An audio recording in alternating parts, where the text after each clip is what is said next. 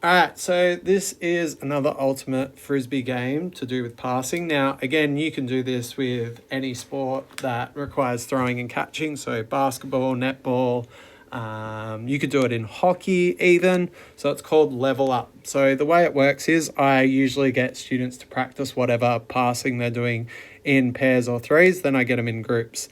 Now, I have these cones on it, they're not completely accurate, but one end, okay, I just keep the same, and then the other end I make a little bit further apart. So I get them in partners, so they might, hopefully if my pencil works for me, they're in partners at these cones that you've set up, okay, and they have to try and pass the Frisbee in this case, but it could be another ball if you're playing a different game, from that person to the other side, and they have to try and catch it on the full. If they're successful in catching it, they might go level up to the next level. Obviously, once they get to the hardest level here, they just have to keep going until maybe they drop it. Or another thing you could do instead, you might be practicing backhand throw. You might go, okay, you've completed the hardest level here.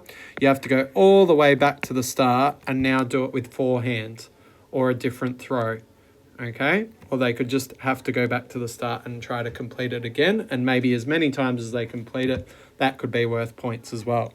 So that's another way of doing it. Now, if on the contrary, they maybe drop it, so they, I don't know, they're at this middle level here, so this group here, and they pass it and it doesn't make it far enough, or the X person doesn't catch it, okay, they have to go back one level to a slightly easier level.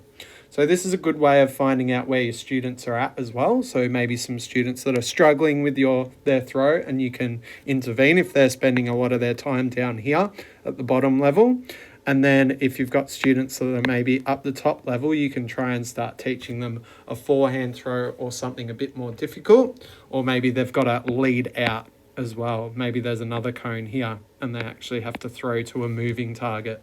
Could be a final level. So that I usually let that game go on for 5 minutes or so, depending on how they're enjoying it. And it's a great game to practice their throwing and catching at a level that suits where them and their partner are at. Good luck.